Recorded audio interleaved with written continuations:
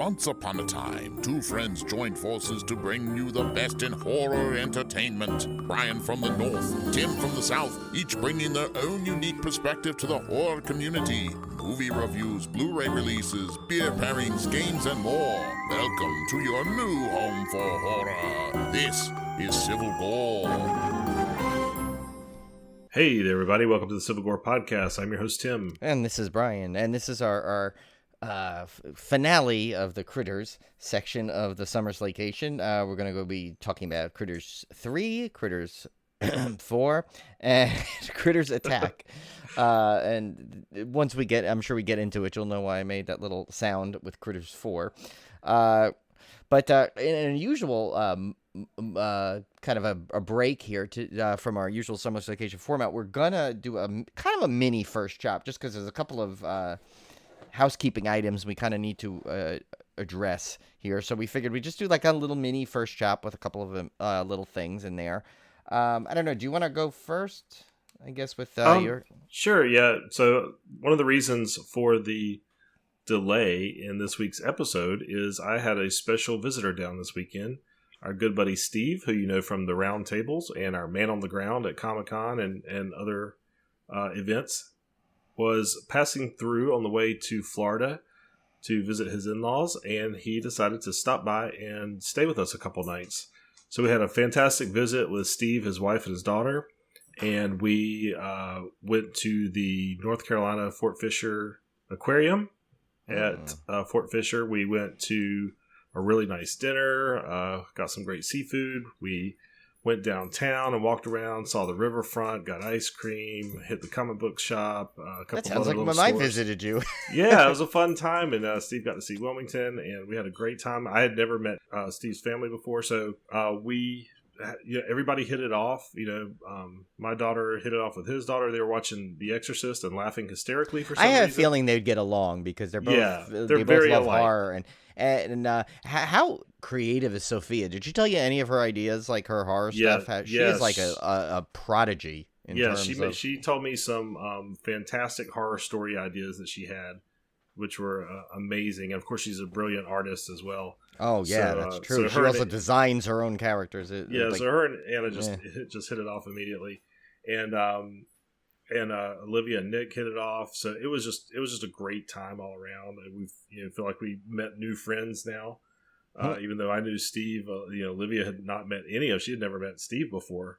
So she knew all about him from our text, but she had never met him in person. So it was just so much fun to have them down, and we hope that we can get up there and visit them at some point and hit the city. So great weekend all around, but that was the reason for the delay. We had to record on Tuesday night, and as you're hearing this Wednesday, it was a kind of a last minute episode we had to squeeze in here.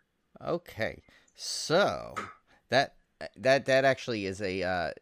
See, the funny thing is with that is, like, I forgot that was even happening until you said it, and then Cone sent me the picture, and I'm like, wait a minute, oh my god, that's this week already, because I've been busy, which I'll get to on the second little first chop moment here. I wanted to do a little promotion of my best friend Mark, who I've mentioned on the show before. He has gotten, Tim, you would actually love this site. I don't know if you've heard of it. It's called Whatnot. I think I have, yeah. Yeah, it's really cool. It's essentially like a live auctions go on, and it's from everything. Like I looked up for you right away. There's tons of like record album ones, kind of like what you watch on Facebook with that one record store. Yeah. But this is just all individual sellers, and it's actually really cool. So you can like link your PayPal to it. So it's almost like a live visual eBay, so to speak. Cool. And so my friend Mark, what he does is he does a lot of Star Wars collectible cards. And it's neat how they do it. So they like open the packs live on air. So you're not like, you don't just always bid on the like a pack of cards, let's say. What you do is, I mean, sometimes it's like that, but what he's been doing on his is he calls it team breaks. And what he does is, so you he'll put up a character, like say like in like when I was on there, it's like say it's like Ray, right?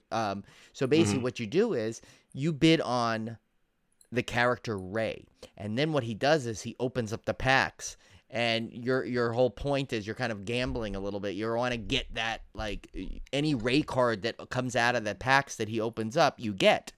So so let's say you bid $12 on Ray, but he could pull a card out of that's like a Daisy Ridley autograph. You know, Right. so you're not getting. Basically, it's a way to kind of just get, like, because I don't know if you've ever bought like collectible cards, but you'll spend like $100 on a box and you'll get like one good card and like 9,000 junk cards. Yeah. This makes it more exciting and it's really fun, and he does a great job. He's very enthusiastic, and so if you want to follow him, it's M Levine 3. I think his next show is when you're listening to this. It's later tonight, I guess. And it's really just a really fun thing, and it's cool because he has a great little setup there where he's got all the he does like kind of fun things. Sometimes he'll give free giveaways where you just randomly say, yeah, I'm in, and then he spins a wheel and you can get a free card, a free little like Funko things he gives away sometimes. Sometimes he has a thing where he calls it, his dog is named Stella, so he has a thing called the Stella box of pulls where it's like it's basically a box of really good cards, and basically if you win, like on some of the time his random wheel he spins, what happens is you'll tell him a number from 1 to something, and that's how he counts in and he pulls that card out. And it's all good cards in that box. So it's all like inserts or, maybe a refractor card or something for the, if but it just makes it really exciting because, you're kind of watching like, you don't know what you're going to get. So it's kind of like a mix of gambling, mix of bidding on eBay. And, and Mark's kind of like, he's got my sense of me, makes it really fun, does a great job. And you could tell his passion and enthusiasm for what he's selling, which makes his show really exciting. So check that out on the app Whatnot. The app is free to download. You could just sit and watch the show. I definitely think if you have an interest in the item and you want to bid on it, it makes it way more fun. But Yeah. like, even if you want to just watch the show and kind of get an idea of it, I highly recommend going through. And they have everything. There's horror sellers on there that sell horror figures and horror prints. And I've only just touched the tip of these of the channels on here, but pretty much anything that can be sold or auctioned is on this site, and it's really, really neat thing. And you can do it right on your phone. And when you have it selected to your you're linked up to your PayPal, it's easy as can be. So there's one guy that does Disney pins. That's a big thing. A lot of people like Disney pins. I'm looking at a guy now. He has a thing. It's live currently, I guess at 8:00. He's giving away all VHS tapes. He's auctioning off VHS tapes. Oh, this is fun. Yeah. So Tim, you might want to definitely check that out and see what kind of record albums they have on there, because I know that's your big. I was just looking on here. now. There's over 400 live streams about vinyl records. Right? See, so So it's like, and what's neat is you follow people like it is on any kind of any kind of social media. You follow them, and you can actually you become friends with them, and you follow each other, and eventually, who knows? Then if you get enough, an experience in this, you may end up wanting to sell yourself. And I know there's a very big review process in order to get sold. And and also if you do go on there, and you do purchase something, from what I understand, is very important. I know we say this with the podcast, but even on this is way more important. Give a review on it, like they, because that's the way the sellers really get the notoriety. Mm-hmm. So again, Mark's is M Levine 3. It's pretty easy to remember, and the app is Whatnot. So I know we have collectors that listen to our show, so I guarantee they'll find something of interest on this site. Like Tim, said 400 vinyl things. Tim's probably in heaven now, and he's going to be. Yeah. Olivia will probably have a word Yes. with me now that I've probably just taken more time away from Tim. But speaking of time, so there's. Some more news I wanted to share. Of course, doesn't affect the show anything because technically I am still from New York always. Will always be a New Yorker. But as I mentioned before, there's a chance we're going to move to the West Coast, and that is now officially happening. So there might be a 2-week break in between the summer SLAYCATION, just so because with Obi we wanted to travel him via car. So we're going to be driving as of you're listening to this Wednesday. The following Monday, we're going to be driving cross country. We're going to be making some stops. I'm actually going to, so you can follow, I'll make sure I post stuff on our Civil Gore Instagram, but I'm also going to start an Instagram for Obi to kind of have his travels going through, because it'll be a big adventure for him, because we're going to make a bunch of different stops on the way. One of them is Devil's Tower. I'm very excited for that. Oh, that's cool. Yeah, being fan of Close Encounters, of course, that's like a great stop when we're going to be going through there. So I've always wanted to go visit that in person. So we'll have like a nice little adventure across country. Once we get settled there, we'll get back into the back to show. So it really, at some level, it kind of opens up more possibilities for the show, I think, because now, of course, I'll be close to LA, drive away from LA, and that, Tim and I get, I think in the last, seriously, how many offers do we get to see the screenings in like Santa Monica and LA the time, that none of us can get down to? Well, now that I could possibly get down there, because I have some, of course, we have some friends, and I have my family, my brothers down in that area. So hopefully that'll even open up to more things. And I already, of course, touch base with a couple of our friends through the podcast there. Of course, our good friend David Weiner, let him know I'm going to be on the West Coast. And of course, our wonderful friends Kim and Ket. So hopefully I'll get to meet them in person. Of course, we've done the episodes with them, but I'm going to do this will be fun to kind of meet them in person, I think. And then that also gives Tim and his family a great place to visit. Oh, yeah. I'm super excited about that, because this gives me the perfect opportunity to do my long planned West Coast trip. So it's just going to be, that's going to happen, Brian. So just go ahead and get ready. Oh, I'm ready. I'm thinking probably next year, hopefully we can make that West Coast trip happen. So. Nice. And I'm gonna purposely save like the Halloween house in Pasadena for when you come to visit, and we can drive down that way, and we'll make sure we go visit there. And I'll start scoping out some cool haunted like sites out there to go. I know I visited the haunted Toys R Us. It used to out there. They're all closed now, Toys R Us. But there was a haunted Toys R Us I used to frequent all the time. That show that was on That's Incredibles. The first time I saw that, it scared me to death. Yeah. Oh my gosh, that scared me to death. And it was funny. I went there so many times before I found out that was the haunted Toys R Us. It was kind of funny. Well, the one cool experience, really quickly, the sidebar about one of the other Toys R Us's we used to go to all the time, especially when the Star Wars figures re-released. That original Power of the Force line, and what was it, the late, like 94, 95, something like that. Around there, yeah. So I remember we used to visit this Toys R Us by where we were going to college all the time, and I went one time. There was a storm that knocked out like a whole bunch of power in the area. Yet Toys R Us remained open, but you basically got a flashlight tour of Toys R Us. So basically, we would go in. They would let 6 people in at a time, and the people would walk you in with a flashlight, so you can go down the aisles and pick what you needed to, go up to the register, and then purchase it. Oh, so I remember like looking for Star Wars figures in the dark was kind of fun. And one of the things we'll have to do, Tim, when you're down there, because this will be where we're going to be living. It's not going to be too far from this. Is we'll have to do the Winchester Mystery House with you. That's a bucket list thing. Is a bucket list thing. I've always wanted to go there. So. There's just so many things on the West Coast that I've been for years and years and years wanted to see. And the only time I've only been to the West Coast twice. Both times were to San Francisco. Both times were business, and both times I had no time to go do anything besides the conference I was at. So I just can't wait to get over there and for an actual vacation and do some of these things that I've been dreaming about for literally decades. Yeah, it'll be fun. I can't wait till you get to come out there and visit, because I think we'll have.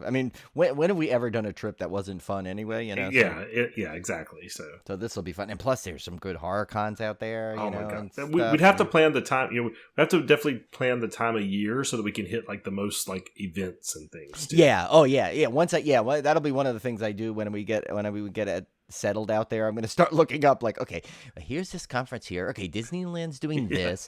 Not Scary Farm is this week. So. Yeah, we gotta plan it out there for sure. Yeah, so it will be fun. But so that was what I wanted to share. We wanted to share just a couple little things before we get into our Critters discussion. But we might as well kick that off right now with Critters 3, which was exciting for really one big reason was that you could actually do the DiCaprio point when you saw DiCaprio. Yes, exactly. So Critters 3 was released in 1991. It was directed by Christine Peterson, has a big cast list here. John Calvin as Clifford, Amy Brooks as Annie, Christian Cousins as Johnny, Joseph Cousins as Johnny. You know who those are? The cousin. You recognize them, right? Oh, that was so they were twins playing the same kid. Yeah, but you recognize what they were from, right? I didn't recognize them. Okay, I'll give you a hint with the movie, but the line, "It's not the tumor. It's not the tumor at all." Oh, is it Kindergarten Cop? He was Dominic. Yeah, he played Dominic in Kindergarten Cop. Yeah, it's been so long since I've seen Kindergarten Cop. Yeah. So that was they were the twins in that. They both play one. As commonly done. They one character. Like the Olsen twins. Probably the most famous of the ones. But we got William Dennis Hunt as Briggs, Nina Axelrod as Betty Briggs, Leonardo DiCaprio as Josh. I believe this was his first film role. I think you're right. I know he was on. I think his first acting was Growing Pains, right? Yeah, possibly. I think this was his first feature film, though. Yeah. I think you're right. Growing Pains. I think he was on Growing Pains. Don Keith Opper is the returning character of Charlie McFadden. He's kind of the through line of the Critters franchise.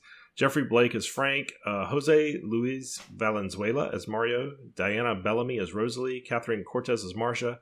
Frances Bay as Mrs. Menzies. Bill Zuckert as Mr. Menzies. And Terrence Mann returns as Ugg. For a brief part. He's not in it a whole lot. The synopsis here is the tiny furball aliens that will eat anything or anyone set their sights on a Los Angeles apartment tower. Tower is loose. Very loose. When I saw this, I thought this was like Critters Take Manhattan. That's what I thought this was going to be. Didn't you? And I'm expecting like Poltergeist 3, like this high rise in the center of LA or something is what I was envisioned. And you got not that at all. Well, honestly, modest apartment complex. The first... third of the movie, maybe? It doesn't even take place anywhere near Los Angeles. They're back in, what's the name of the town? I've been too long since I watched the first Critters. I know they named it. Grover or something, whatever. Yeah. But anyway, so they're passing through there, and that's how they end up meeting Charlie, and the kids end up meeting Charlie and kind of getting involved in all this critter stuff.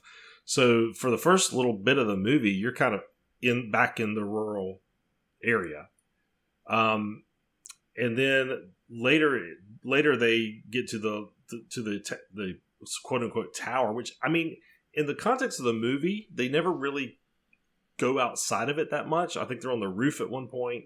There's maybe a couple of exterior shots, but for the most part, they're inside, and it looks like a normal apartment building that could be anywhere. So you never get the very feeling, run down, you never get the feeling like it's a big city, high rise or anything like that. It just never has that feel to it. So it does feel, and it feels isolated, like it's like down a street that has it's kind of cut off from the rest of the city a little bit. I think it's got to be budget, right? I think they had only so much budget for sets, so a lot of it feels very Grover's Bend. Oh my god, I can't believe I there you go. Place it. But and it's not as bad as that. What was it? Which was the Wrong Turn, where it was like such a fake looking town? Remember that? Yeah. That was the one that was like I just could not stand that movie. It was so, and it was the one with like Doug Bradley or something in it, right? And I figured it. Could it was Doug Bradley right? It was in that. I think so. Yeah, yeah, and I know it should have been such a better movie based on the cast. And it was like this fake town set they kept going to look like a little street in Universal Studios or something. That's kind of what. Yeah, that's kind of what this is. The whole thing kind of feels like you said. It feels like a set more than an actual location. And really, probably the best part of this whole movie is Leonardo DiCaprio. It is. He's a pretty good kid actor, and you could tell he was acting circles around the rest of the kids. And it's so funny watching these really superstars now. If they did younger roles, well, you could see it in Leprechaun with Jennifer Aniston. You could tell she was already the best actor on that set. Yeah, so, you knew she was like. This was like a stepping stone, for her to launch out of into big roles, And I don't think it's always hindsight's 20/20 either. I think you could legitimately tell. In this one, I thought Leonardo DiCaprio was legitimately the better actor from most of the kids. Oh yeah, So it's kind of interesting to see, and it's of course Charlie's back, and he's still trying to destroy. There was 2 critter eggs left at the end of Critters 2, but no, I'm sorry. There's 2 critter eggs left at the end of this movie, but he's not allowed to destroy them because they're the last of the species. That's going to lead in directly into Critters 4 because Critters 3 and Critters 4 were filmed simultaneously, I believe. And these were And personally, I don't think there could be two more different movies. And it's like, it was weird the way how different the tones were in each of them. But yeah, this one, I mean, to its credit, I didn't think this was a terrible movie. No, this one was not bad. It's not. This one it's not bad. No, you know what? It almost felt like, you know what it kind of reminded me of at times? I know this is going to sound really bizarre, but it almost reminded me of one of those like classic like 80s sitcoms where you're in a building and there's all these wacky characters coming in and out, and you're all kind of like in a central location, and you had like the knucklehead New Yorkie kind of like mean handyman or whatever he was, you know, and then you had the cute little old couple on the thing, and then certain people had the one-liners, you know what I mean? Did you get that feeling like it was like Critters Meet Jeffersons, kind of. Yeah, kind of like it was. It was like you had like the neighbors, and they all kind of knew each other in the little apartment building, and you could tell like, okay, they all like, oh, we don't like the handyman guy, you know, which I don't blame them. He was kind of an ass. But yeah, it kind of had those vibes of like very sitcom-y like thing, and it like that's the thing. Like this one, I found myself like, even though like, okay, compared to Critters 2, it's a major step down. Yes. But it was still enjoyable. Like I didn't find myself being bored. I didn't find myself being annoyed, except for one sequence, which we might get to, with the woman swinging for 25 minutes attached to a phone line. And she's a phone person. She just keeps the audio dubbing over it. It was God. It was excruciating. It kind of reminded me, remember that scene that Austin Powers like spoofed where they were like driving in the little car and they were like, and they kind of show how like movies can like, like in those like the suspense movies. They like, stretch like a 10-second sequence. Yeah, a into 10-second walk into 3 hours, those old cliffhanger thing, and that's what it was like. I felt like she kept swinging and swinging for way too long. Like they're like, okay, you know what? We're just under the time we promised studios. Can you make her swing 3 more times? We have to stretch this out to 85 minutes, please. Yeah, please just keep going. Yeah, to me, the film's biggest flaw is that Critters 2 was very big, very open. There was a ton of critters. It was very, it was big. It was a big sequel. It did everything what a sequel should do. It was bigger, better, more stuff that you love. The big critters ball, all that. And then Critters 3 kind of brings everything back in. So you have fewer critters. You have kind of a fewer body count. You've got the sets are closed. Everything's very isolated. So I think that's the biggest step down in the entire movie. The story, I mean, is still pretty decent. Yeah. It continues the story of Charlie. It makes sense in the context of the storyline of how the critters are still around, all that kind of stuff. So I didn't have any problem with any of that. I didn't really have any problem with the cast or anything. I mean, Leo's great. Don Keith Hopper as Charlie's always great. So I thought the sister was pretty good. The sister was very good. Yeah. She was actually very good. I would say she's the only one that could like hold her own with Leo. She was actually really good. So I had no problem with most of the movie. Really, the only flaw is that it's just not. It's not Critters 2. It's not. It's too compact compared to that movie. They didn't go even bigger and even better. It probably did not have the budget to do that, especially with this being a direct-to-video production. So that was really the only flaw. But other than that, I actually enjoyed it, which it should have. Yeah. But I mean, I actually, like you said, I enjoyed this one. I didn't have a big problem with it, and in fact, I was kind of surprised because I expected it to be quite a bit bigger step down than it really was. Yeah. It was, and it was interesting, and this had and the reason why I'm going to talk about this is because it's going to lead right into Critters 4. The ending was so bizarre, where there felt like there was still 5 minutes of story through the end credits. To the point where I'm like, why didn't they just either have it after the credits or just before the credits? Like, why did they keep breaking it up into like? Yeah, that was weird. It was a very odd choice. I don't know why. I don't know if that was tacked in at the last minute. Like when they were done with it and they figured, oh, well, you know what, we want to tease Critters 4 here a little bit and lead into it better, so let's just kind of add through the credits. But I'm like, it was kind of distracting. And then to basically show it again in the beginning of Critters 4 anyway. Yeah, they recapped the entire sequence of Ugg beaming down, or not beaming down, with hologram, appearing to Charlie and saying, hey, you can't kill these last two critters. They're the last of their species. Intergalactic law prohibits you from wiping out a species, so you have Which to I kind of like that little plot point. It's kind of interesting because you kind of wonder, like, why didn't they just eradicate the whole place previously? You know, and it's like it's one of those pieces of story that you didn't think you needed to know, but when you hear it, you're like, wow, that makes sense, because they could have just easily blown up the critters' planet or grabbed them all and like trapped them all into one section and eradicated them all right there and then. But now you explains why they were there to exist anyway. By intergalactic law, you could not eradicate a species, which I thought was actually a great plot point, and probably the only good thing that leads into Critters 4. Because all right, well that leads right into Critters 4, which again, like I said, these were filmed simultaneously, so we kind of expected them to be a continuous storyline, which they were, to their credit. It came out a year later in 1992. This one was a new director, Rupert Harvey. Don Keith Hopper returned as Charlie McFadden. Terrence Mann returns as Counselor Tetra, and Ugg has a bigger role in this one. Yeah. Paul Whithorn as Ethan, Anders Hove as Rick, Angela Bassett as Fran, and Brad Dourif as Albert. So you have two major players in this movie right now. Players, and this was I looked this one up because actually Steve got to watch most of this one with me, because I had watched about. That's what you all the great stuff you showed him in Wilmington, and then it gets pulled down, and he had to see this. He drove all the way down for that.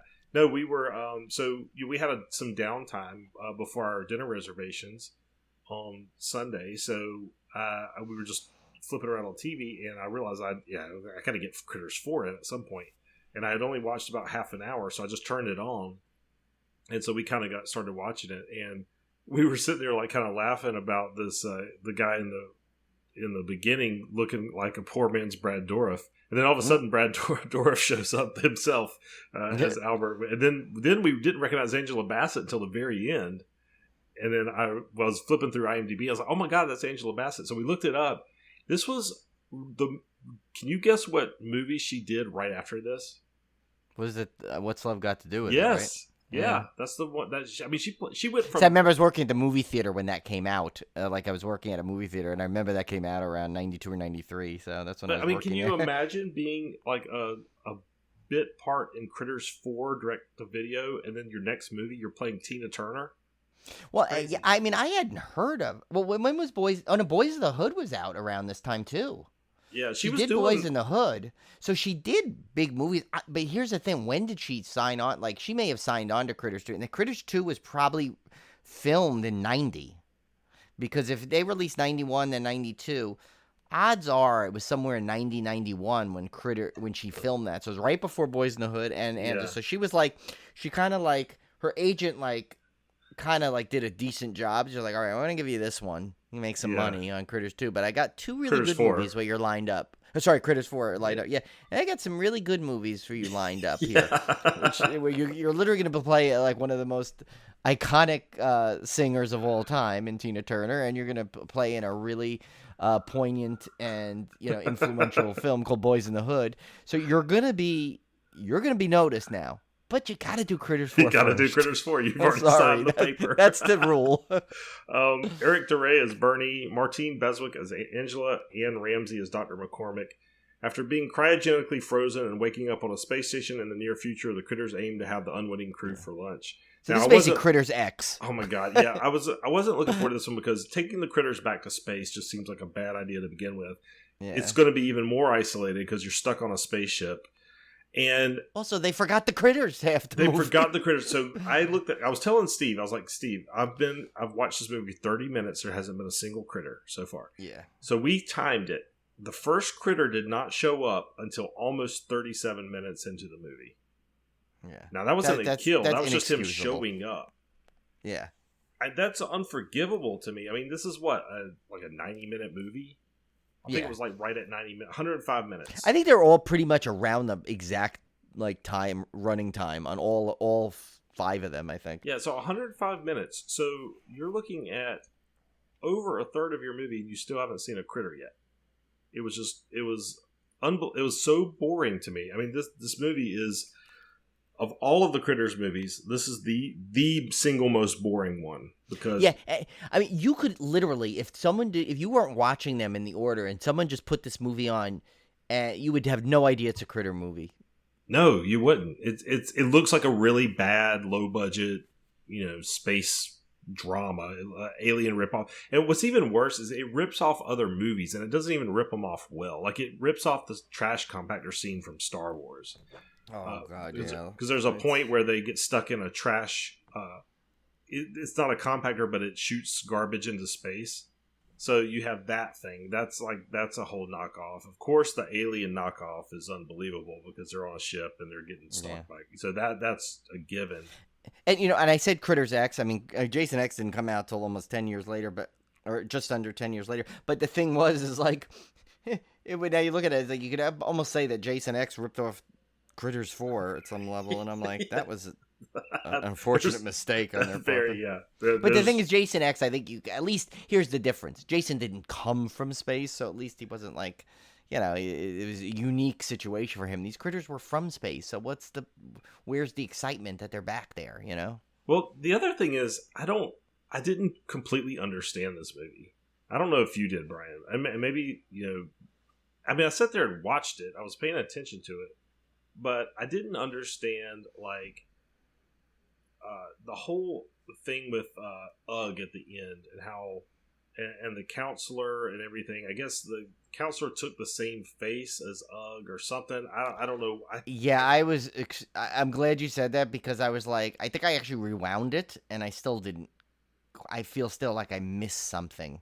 Yeah, because... But yeah, I guess the counselor took his face but then it was not, and it was like, that's supposed to be the twist, I guess, but... And there was a whole thing where they were in space, so 50 years had passed on Earth, so Charlie realizes all his friends are dead or whatever, back on Earth, or really old. I mean, there's this whole, a lot of stuff like that just didn't make sense. Now, Brad Dourif was terrific as always. Me and Steve were just laughing every time. He can't do a bad role. And I love. There's nothing more I love on Earth more than frustrated Brad Dourif when he gets mad and he's like, and he starts yelling at people. That's the best. And he does the same character. Doesn't matter what character he's playing. He always does the same thing when he gets mad, and I just absolutely love it. And he does that in this. So he's the best part of this whole movie by far. In fact, if he wasn't in it, I think it might almost be completely unwatchable. Yeah, I mean, he literally, thank God he's in it for the whole stretch. Yeah. For the most part, because I don't know if I could have taken this movie. I lived for the Brad Dourif scenes. I lived for it. Yeah, and then I was this was out of all the everyone in this franchise, 100% watchable movie. This one was a chore. This one was slogged on. I mean, for its short running time, it felt like it was twice the length. That's never a good thing. No. And it did nothing. It didn't add to the franchise. It didn't even give you something unique because, like I said, they were from space, so they went to space. It'd be one thing if they went back in time or something. At least, it might have been cheesy as hell, but at least it would have been something different. But here you're just they're going back to where they started, essentially. Well, what about the other thing I don't understand about this movie? So there's a kid on the spaceship that looks like he supposedly has never been to Earth, but he looks like he stepped out of a 1992 JCPenney catalog. He's got What did he say? His mother was from Earth or something? Yeah, I mean he's human. It was almost like he was almost like Star-Lord before Star-Lord. Yeah, it's he kind of had that same kind of backstory, right? It was his mother was from Earth or something. But you could tell that they only put him in the movie because all the Critters movies have had kid leads. That's the only reason he was in there, and so he's kind of we weren't getting Leo back by this point. No, he's kind of his Critters time. This was the Ethan character, and he was shoved in here, written in there. He doesn't. I guess he does do something because he's the foil. The ship is controlled by this AI that's, I wouldn't say it's evil per se, but it's so strict that it's endangering their lives. How? Yeah, and so he kind of is the one that outsmarts the AI. That's how everybody kind of gets off of the ship or whatever. But didn't you expect all of a sudden Peter Graves to come in there and get choked by the computer like an Airplane 2, or I mean, like, I don't know. Me and Steve just sat there and like just marveled at like Steve the whole time was like, oh, why is this? Oh, why did they do that? But this doesn't make any sense. And we were like, I know it doesn't make any sense. This is horrible. Like, at least the other Critters films make sense. yeah. But this one just goes all over the place. I don't know. And the other thing too is the sense of humor in this one's really lacking compared to the other movies. Yeah, like it's very serious. You know what, they tried. Whoever this guy, now nothing against Rupert Harvey. They gave him a script and he directed it, but yeah, I feel like he went out to make. And this is something that we always discuss when it comes to these Slaycations. You know how a movie could be really good. But remember, we're ranking it and critiquing it in the scope of the franchise. So it seems like he went sci-fi movie first in space, and let's throw some critters in. When it should have been critters, and we'll make the space around it. And so that's always a problem when you take a franchise and you have like somewhat of a coherent. Like pacing and kind of like, these certain thematic elements that span through the franchise. And then you try and do something different. Very risky. Sometimes it works. Sometimes it fails miserably because, especially when what you've been what this one was trying to essentially like take parts of 15 other sci-fi movies we've seen that have been did it great. And they didn't have to worry about shoehorning in a characters from a franchise. So, imagine you just took the critters out. You could have replaced the critters with anything, really. Anything. There was nothing really other than Charlie, who again is just and he's not even the same in this. He's not the same. Yeah, off, he's not even the central character in this. Really, you're right. You could substitute any kind of generic alien and this would have been the same movie. Yeah, and to me that's the biggest problem. When you can pull in the middle of a franchise, if you could pull out the main glue that's holding this franchise together and replace it with anything and you still get the same movie, you failed. Sorry, but you failed. That's the problem. You can't do that. That's like literally like if you made a Friday the 13th movie that I'm trying to think of it where like you couldn't like all the Friday the 13th movies, Jason was, there. You can't really take Jason out of it and replace him with like what's an example, like a cowboy or something. It wouldn't have made sense. So it's like in Friday the 13th, yes, most of them were pretty much like, a lot of the same thing. A group of kids come over, they get slaughtered, but that was the theme, so they stuck with it all the time. But like this, it's critters were, the basic plot in all these movies where the critters are attacking an area, you have a bounty hunter and trying to get it, and there's these goofball, lovable characters in it. That's what the franchise is. Very simple formula. Why did they have to deviate from it? Or at least leave that in there if you're going to try and risk it. But like Charlie wasn't even a lovable goofball like he was in the other three. There wasn't, like you said, like there really wasn't a lot of comedy. It was like a different kind of comedy. Well, you imagine have you seen the Alien movies, that kind of template where you have a spaceship crew. And they're all kind of misfits and oddballs, and everybody's got a like very defined personality. And think about if you took that in like a horror comedy direction, where you had like this crew, but they're all like have these really crazy personalities, so they're kind of humorous. And then you put the critters in the spaceship, but now you've got like these goofballs that are trying to save the ship versus. I mean, Charlie, like you said, has been basically all the humor has been sucked out of him. So he's not the same. You got this kid who is just like annoying. Brad Dourif's great, but he's not he's not there for comedy. He's very intense. Angela Bassett's very intense. So nobody has like these quirky personalities that I think would have made this movie work. Right. So, I mean, the first Critters is great just because of the central core cast is so humorous and likable. And you don't have any of that in Critters 4. And I just think a crew of a spaceship would have been a perfect opportunity to put this mix of crazy people together, have them have a unified reason for being together, and then turn them loose and see what happens when a bunch of critters invade the ship. So, I don't know. It's a missed opportunity. Yeah, it just doesn't... I just don't understand the mindset of someone going in, and if you want to change it, fine, but at least work around the core element first, and then change it. But make sure you have those things. Like, literally go in there with a pad and a checklist. Say, okay, lovable characters, check this. Okay, now let's go crazy. Just keep that in there. Keep in what made the franchise up to number 4. When you're up to... That's what I understand, especially because it's like most of these movies, like, these big franchises, they get there, stick with the formula that got you to the 9th and 10th movie here. Why do you got to go and fiddle with it so dramatically? At least this was only 4, but still, it was like the first 3 all had the same thread in common. Yeah. But okay, let's leave Critters 4 now, because let's get into jump ahead now. Yeah. Which is now, this is over close to, what is he, 20, like almost 20 years later here. Yeah. So to Critters Attack. Critters which Attack. Is Critters Attack. The modern take on, like, this is literally, think about it, it's only 4 years ago.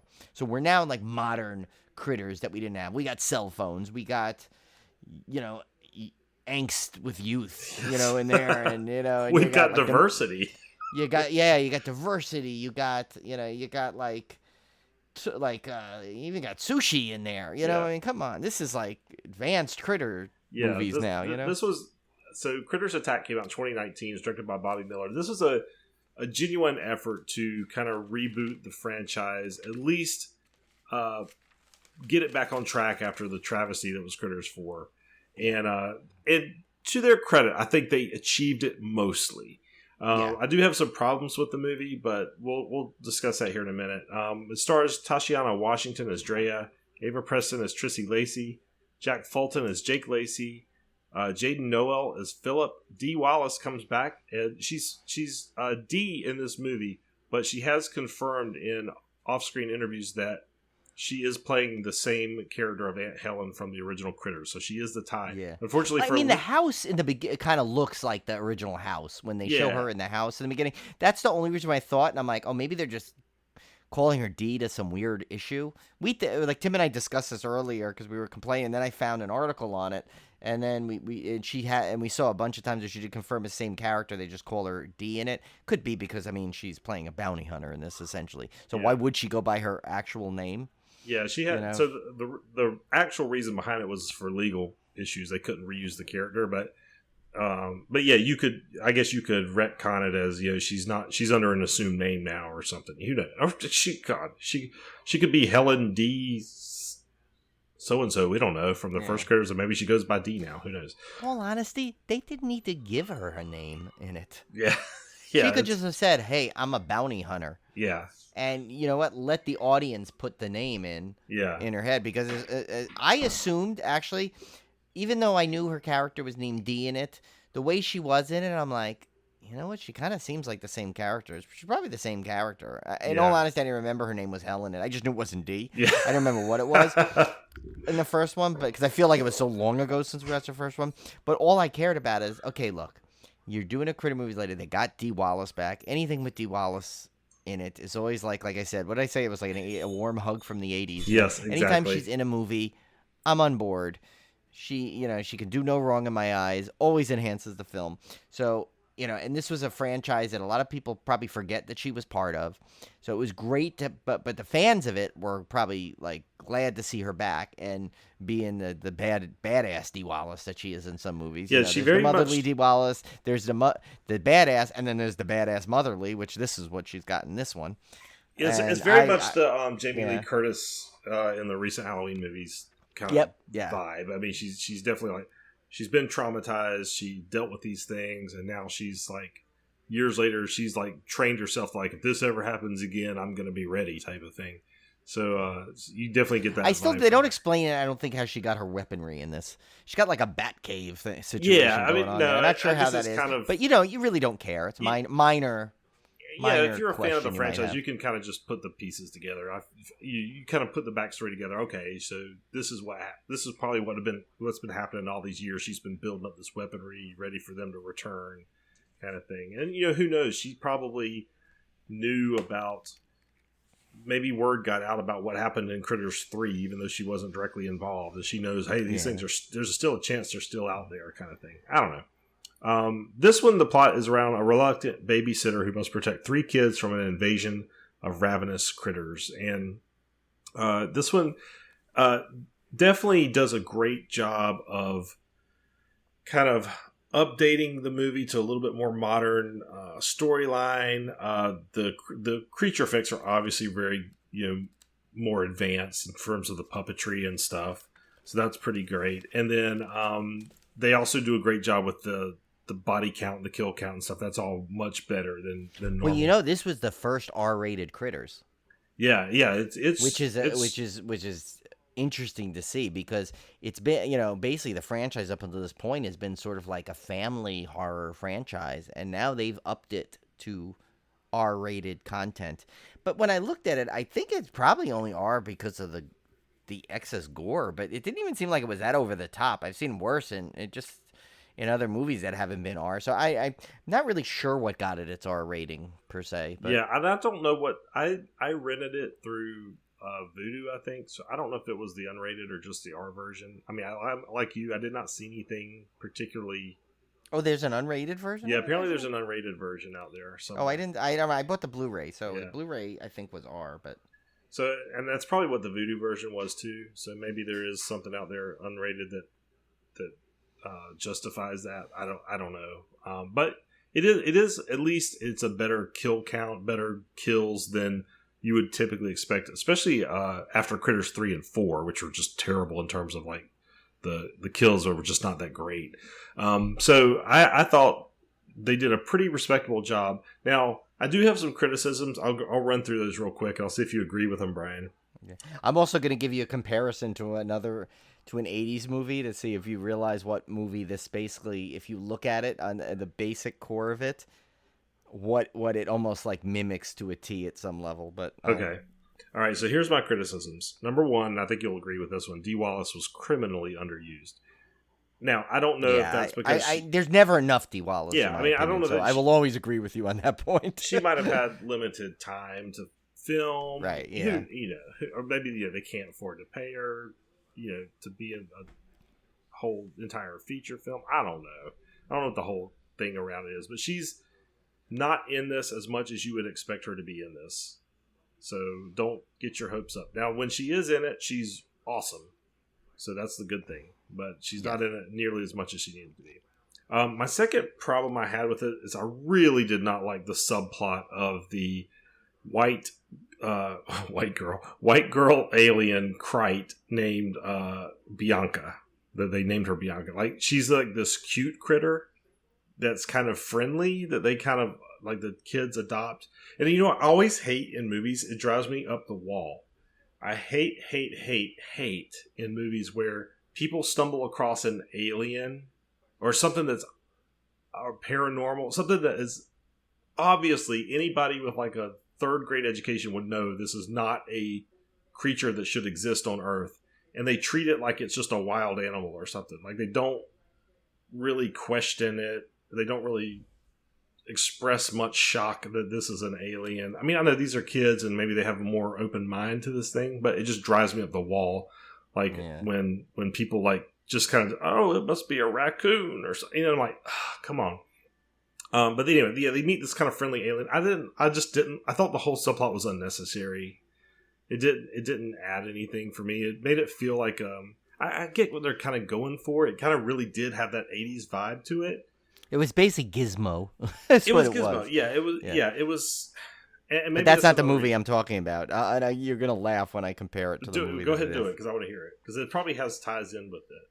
Yeah. So basically, I nicknamed this movie "Adventures in Crittering," because it totally had the Adventures in Babysitting vibe. You take the kids out. You're not supposed to. They get into all these crazy misadventures, scrambling on their way back to get home. They encounter characters along the way. Oh, you're right. Yes, it is. It is. I'm like, oh my god, this is totally Adventures in Babysitting. but with critters.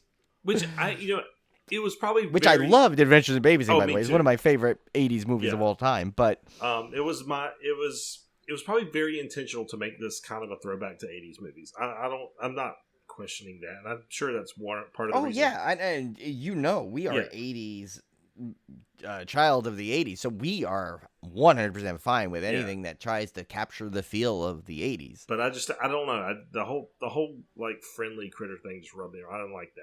I don't like you by Bianca. I don't like you friendly. I don't like my critters friendly. Yeah. Well, and the one thing I will say, I did like her when they revealed why Bianca was actually there. I like that little twist, for lack of a better term. I don't know how twisted it was, but I like the fact that there was a reason.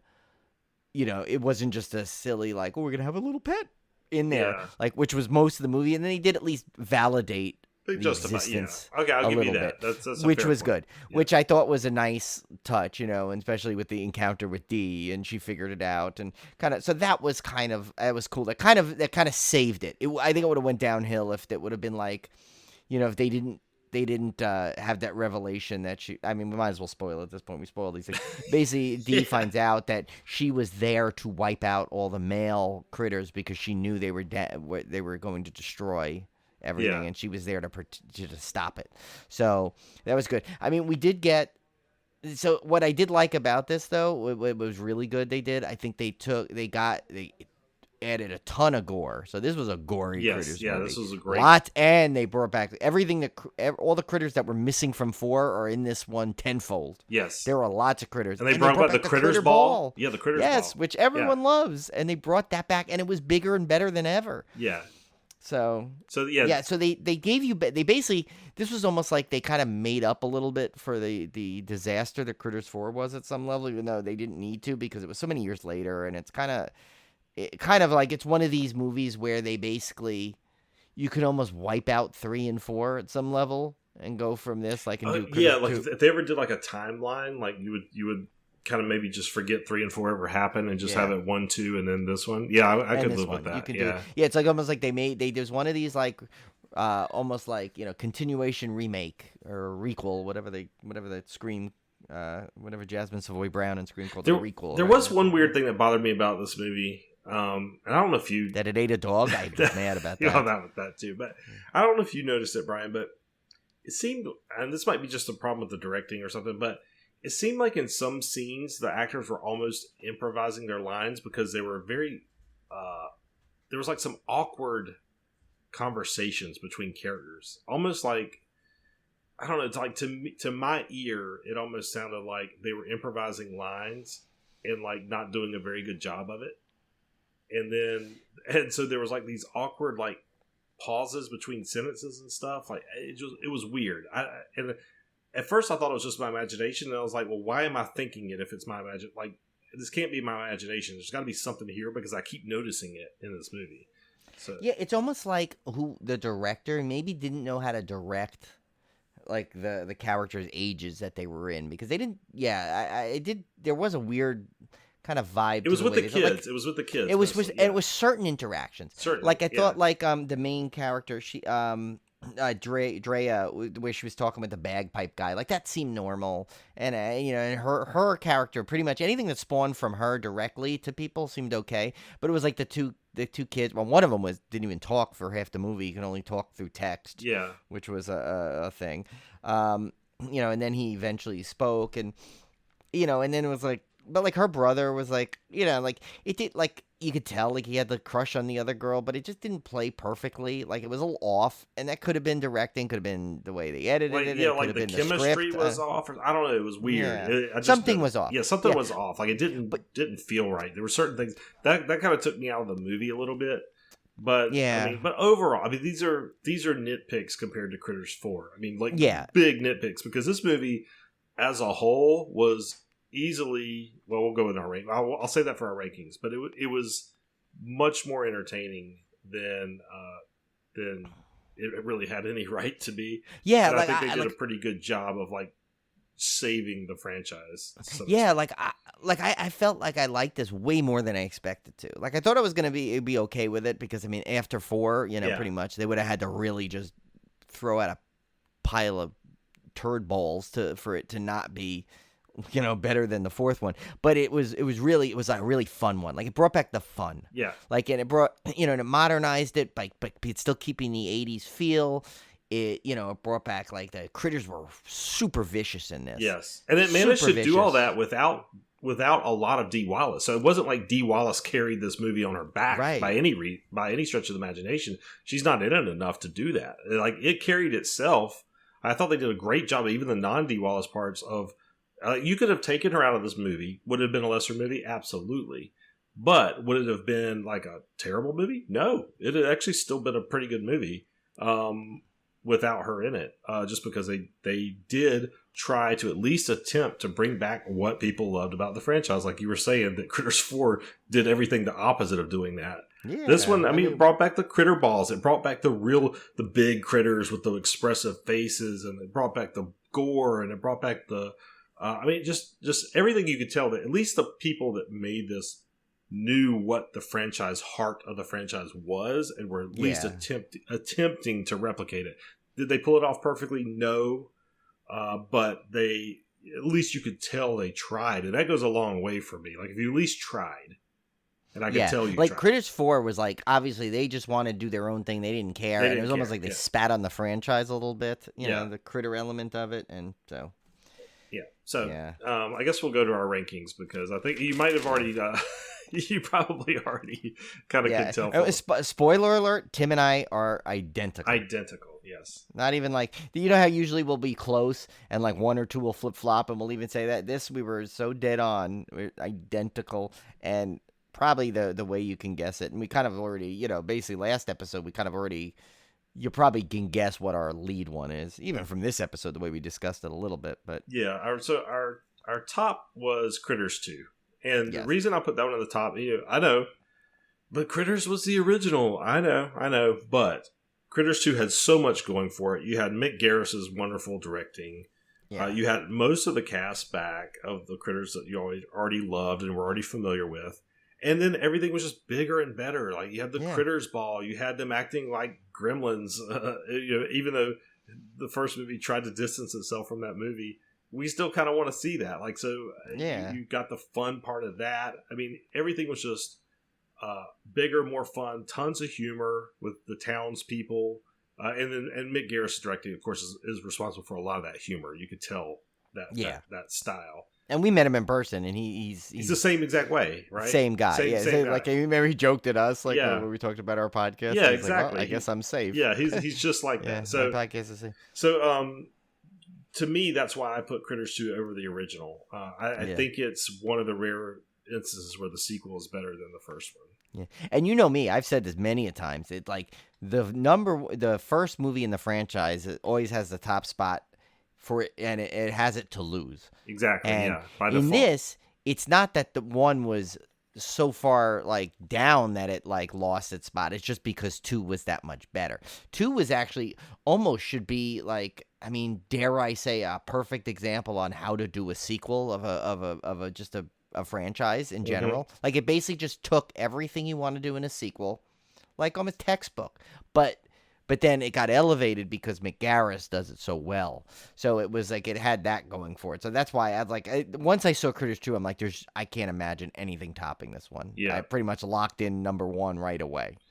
So obviously 2 would be the original because it was still a great movie. It's like it was a perfect way to start a franchise like this. It was a much better movie than what you would think on paper it should have been, which is another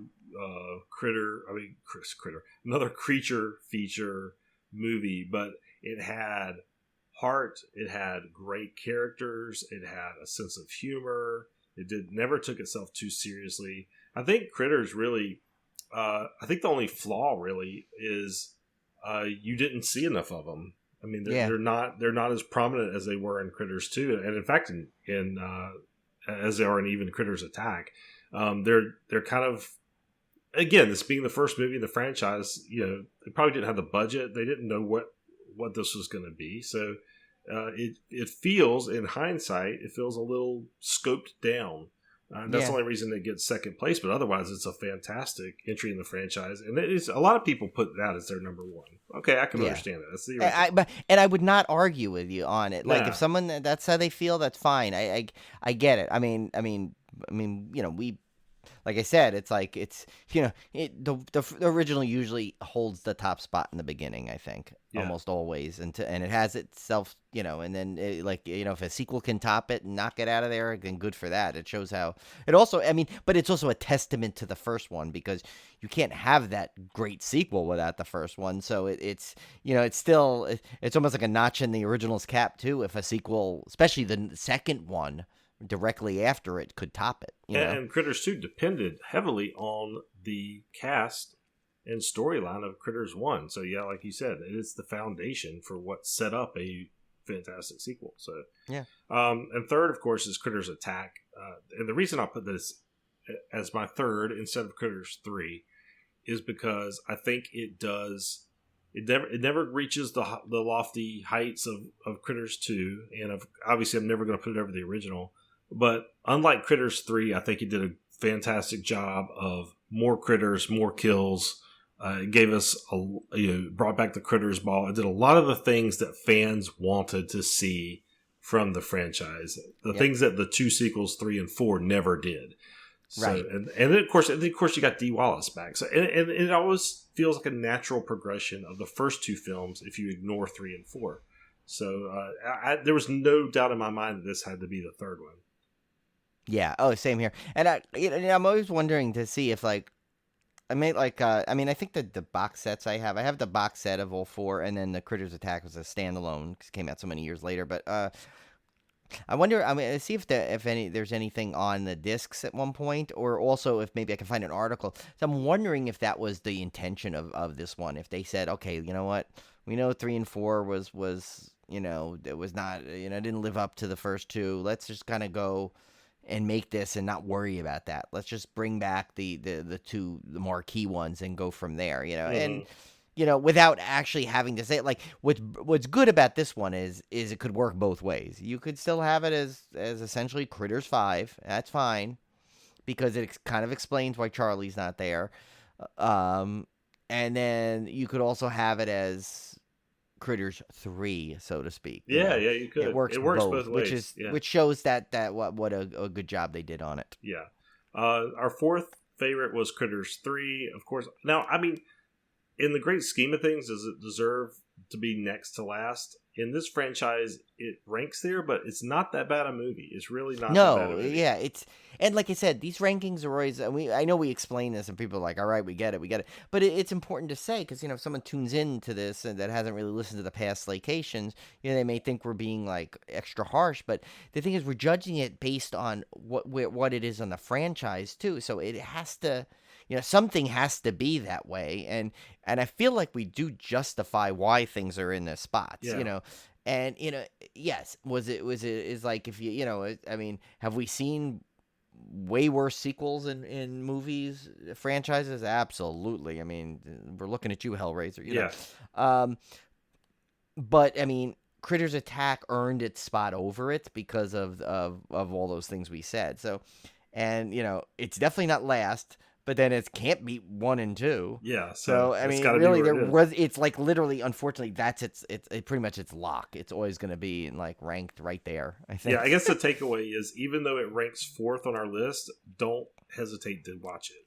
It's still worth watching if you like the Critters franchise. It's definitely worth watching. Yeah. Then, you could skip 4. Yeah, you could skip. You could safely. I guarantee you could safely skip 4. That's our dead bottom.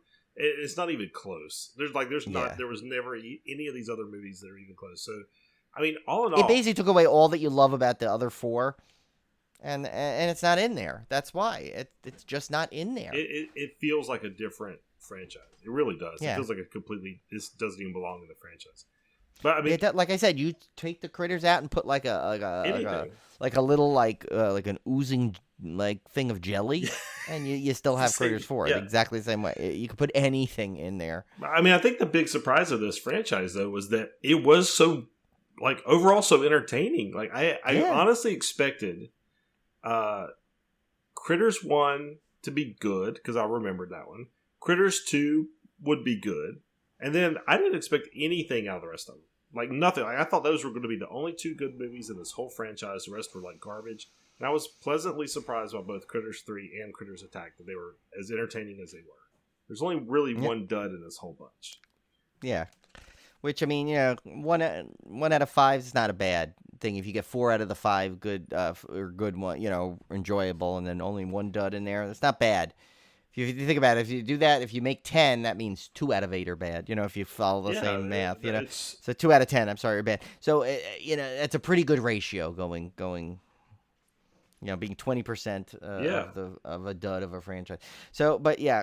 I mean, overall, I'm glad I don't remember. I only remember 1 and 2 vaguely, and I hadn't seen either one of them in a while. So I was in there with you. I'm like, okay, 3, 4, 5. I don't know what to expect anymore. They're probably not going to be that good. But I always remember 2 as being my favorite back in the day when I watched it because and then anyone that knows Mick Garris knows that what a stamp he's put on that one. But yeah, I was I thought 3 could have been, maybe a little better than it should have been, but still, it's not terrible. Critters Attack, I think, to me was the surprise out of it that I liked it as much as I did. Yeah, absolutely. So we'll be back again. We're going to be on a little bit of a hiatus for Brian's move. I may try to throw out maybe a mini-sode or something. Next week I'll just do it solo. I haven't decided on what topic I'll cover or anything, but I may try to throw something out just so you guys aren't completely empty-handed for 2 weeks. Yeah, and it may be shorter. I just don't know. I just know next week. Basically I'm gonna be in the car 90% of and walk out. So it's not like I'm gonna really have much time to watch our next franchise. We could start the teases for it though. We could start putting the teases out there. Yeah. Check our social media. We're on Threads now.